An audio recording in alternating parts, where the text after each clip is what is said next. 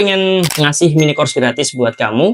Aku ada mini course hidup dari personal branding. Di sini aku ngajarin gimana cara bikin konten, gimana cara bangun personal brand di sosial media, gimana caranya dapetin income dari sosial media. Kalau kamu penasaran, aku bakal ngasih linknya di deskripsi di bawah. Kamu bisa klik dan akses gratis. Oke? Kalau ditanya salah satu konten kreator terbesar dan terbaik di dunia, mungkin salah satunya yang nempel di kepala kita adalah Mr. Beast. Anak muda yang super kreatif, super keren, videonya itu amazing banget. Setiap kali dia upload itu nyaris pasti viewsnya itu di atas 100 juta. Wow, keren banget.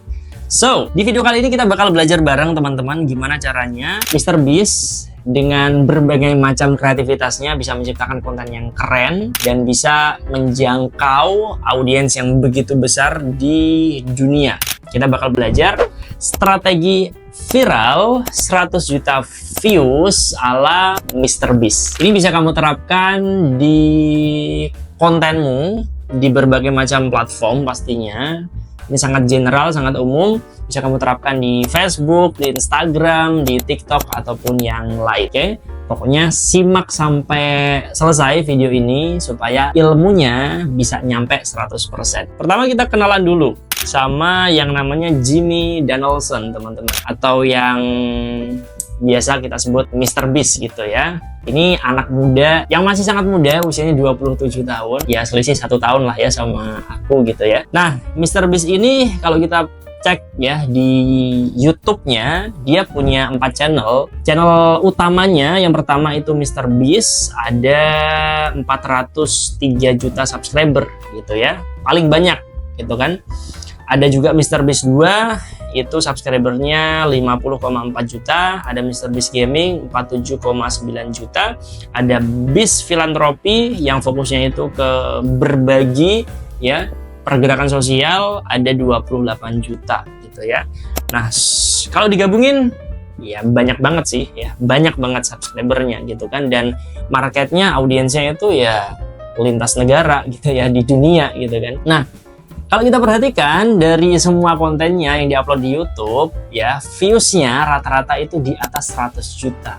Wow, itu gede banget, besar banget gitu ya. Ada yang 118, ada yang 140, ada yang 125 juta, 150, ada yang 196 juta gitu. Oke, banyak banget viewersnya.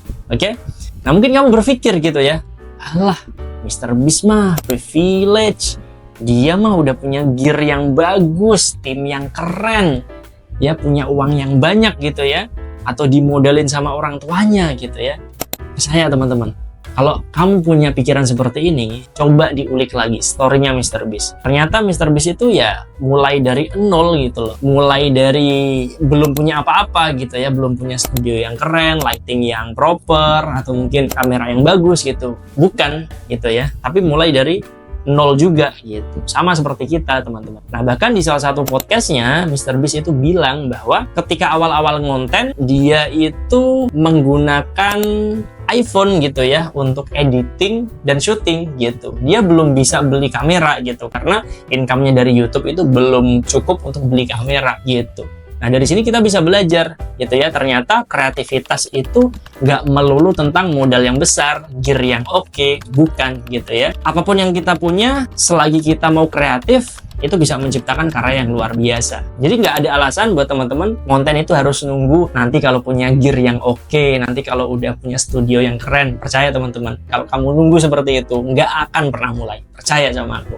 Jadi mulailah aja dengan apa yang kamu punya. Oke, jadi pertanyaannya, apa formula yang bisa kita pelajari? Gimana caranya kita bisa mencontek formulanya supaya kita bisa bikin konten yang viral, ditonton oleh banyak orang gitu, yang awalnya kita nggak dikenal seperti Mr. Beast gitu ya, nobody gitu ya, menjadi somebody yang dikenal oleh banyak sekali orang, jutaan orang di seluruh dunia. Gimana caranya? Apa formulanya? Ya, apa formulanya supaya konten-konten kita itu seviral Mr. Beast gitu ya. Ya aku nggak bilang pasti 100 juta dan lain sebagainya gitu, tapi minimal konten kita bisa works menjangkau ribuan bahkan puluhan ribu audiens di luar sana gitu kan. So sebetulnya ada 4 hal yang bisa kamu pelajarin teman-teman.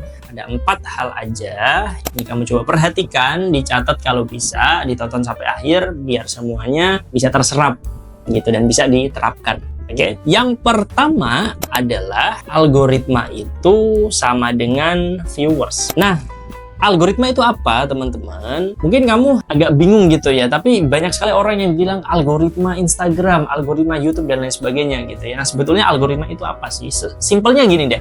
Algoritma itu sebuah rules, aturan, sebuah sistem yang tugasnya itu mendistribusikan konten ke audiens yang tepat. Just it, ya.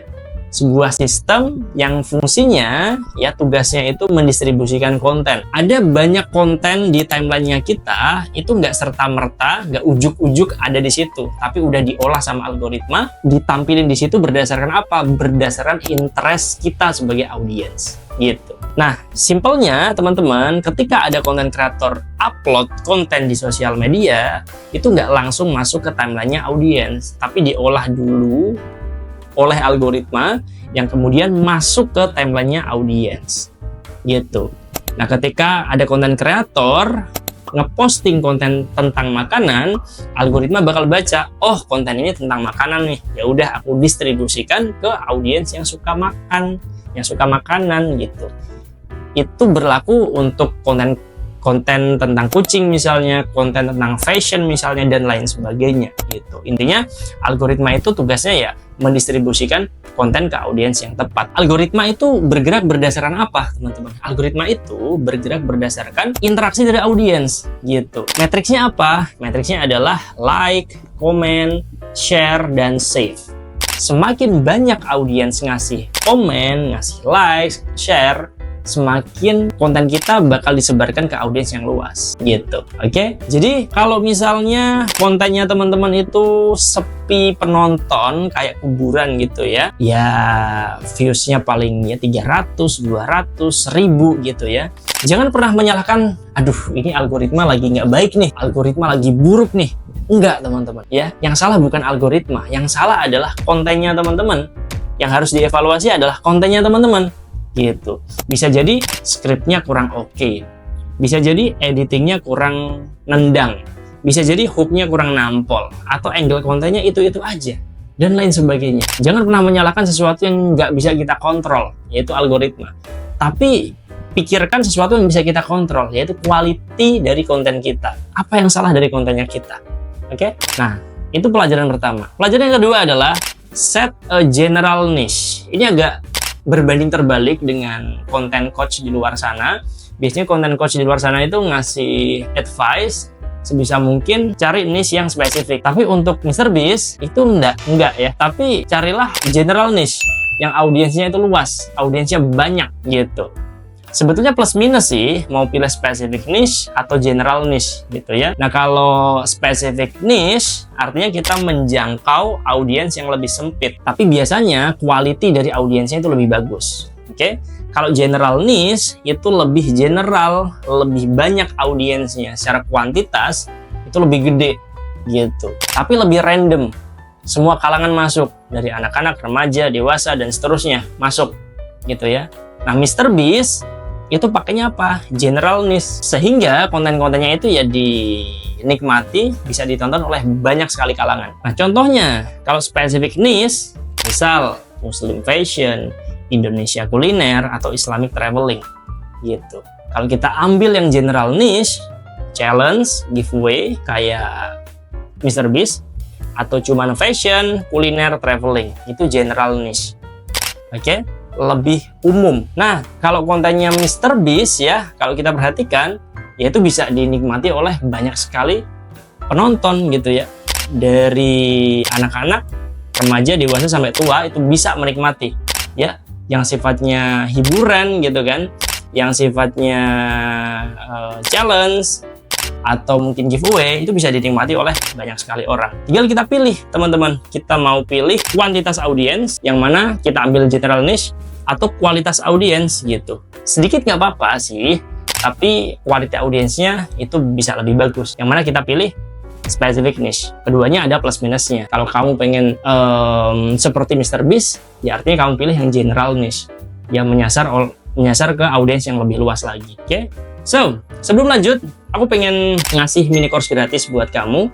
Aku ada mini course hidup dari personal branding. Di sini aku ngajarin gimana cara bikin konten, gimana cara bangun personal brand di sosial media, gimana caranya dapetin income dari sosial media. Kalau kamu penasaran, aku bakal ngasih linknya di deskripsi di bawah. Kamu bisa klik dan akses gratis. Oke? Nah, lanjut. Pelajaran ketiga yang bisa kita ambil adalah retensi konten itu harus di atas 70%. Ini yang bilang Mr. Beast sendiri di salah satu podcast yang mewawancarai beliau gitu.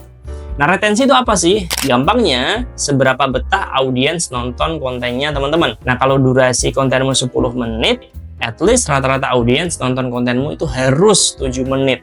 Ini 70% dari 10 menit gitu. Nah, retensi jelek itu artinya ya kontenmu bosenin teman-teman. Kontenmu nggak menarik sama sekali. Oke, jadi harus ada yang dievaluasi.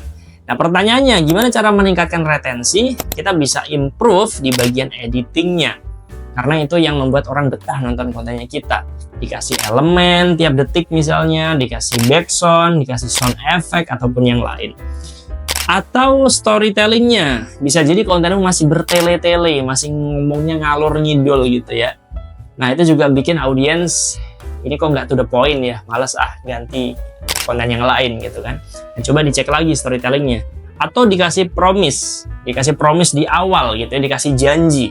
Contohnya misalnya, kalau misal kamu nonton konten ini sampai akhir, nanti di akhir aku bakal ngasih e-course gratis. Nah, itu promise gitu, itu yang membuat audiens bakal stay nonton kontenmu sampai dengan selesai. Nah, konten-kontennya Mr. Beast tentu kalau kita bicara tentang editingnya itu luar biasa amaze. Oke, kita bicara storytellingnya itu juga keren ya, ceritanya bagus sekali, ada banyak personality di dalamnya gitu ya. Makanya orang mau nonton kontennya Mr. Beast sampai selesai gitu, meskipun durasinya lama ya, 15 menit, 20 menit, dan seterusnya. Pelajaran selanjutnya yang terakhir adalah kualitas harus lebih besar daripada kuantitas. Kualitas itu lebih penting daripada kuantitas. Oke? Nah, kalau kita lihat konten-kontennya Mr. Beast ya, satu konten aja itu pasti bikinnya lama, berbulan-bulan. Mahal produksinya, satu video aja bisa ratusan juta sampai miliaran, dan pasti melibatkan banyak tim. Dari situ udah pasti kontennya Mr. Beast itu berkualitas, itu best quality. Nah, yang pengen aku highlight adalah konten itu bukan hanya banyak posting teman-teman, tapi juga kita harus menciptakan konten yang berkualitas, yang menarik buat audiens. Nah, best quality itu ya dimulai dari posting tentunya. Tapi nggak cuma posting ya, kita harus evaluasi. Ketika tahu apa yang dievaluasi harus diperbaiki. Setelah itu posting lagi dan diulang-ulangi terus-menerus. Itu yang akhirnya skill konten kita bakal terasa dan kita bisa menciptakan konten yang berkualitas. Nah, best quality itu bisa dinilai dari apa? Dari sisi idenya, dari sisi story-nya, dari sisi editingnya, atau dari sisi value, nilai apa yang bisa didapatkan oleh audiens. So, itu 4 pelajaran yang bisa kamu dapetin dari konten-kontennya Mr. Beast. Yang pertama, kamu harus paham bahwa algoritma itu sama dengan viewers. Jadi jangan fokus ke algoritmanya, tapi fokus ke viewersnya. Kira-kira audiensmu itu pengennya apa? Interestnya di mana? Fokusnya ke situ. Yang kedua adalah kalau kamu pengen menjangkau audiens yang benar-benar luas, ya kamu harus ngeset general niche gitu. Jangan pilih specific niche. Yang ketiga, retensi konten harus di atas 70%. Kalau di bawah 70% artinya kontenmu membosankan dan itu nggak layak untuk ditonton. Dan yang terakhir adalah kualitas harus lebih besar daripada kuantitas. Kualitas itu lebih penting daripada kuantitas. Oke? So, nangkep ya apa yang bisa kamu dapetin, ya pelajaran apa yang bisa kamu dapetin dari konten-kontennya Mr. Beast. So, mungkin itu aja teman-teman yang bisa aku kasih di konten kali ini. Kalau misalnya masih ada lesson, masih ada pembelajaran lain yang bisa diambil dari kontennya Mr. Beast, kamu bisa tulis aja di kolom komentar, nanti kita bisa diskusi panjang di situ. Jangan lupa subscribe dan aktifkan notifikasi loncengnya supaya kamu bisa dapetin konten-konten berkualitas tentang content creation, personal branding, productivity, dan lain sebagainya di channel ini. Oke, itu aja teman-teman. Sampai jumpa di konten berikutnya.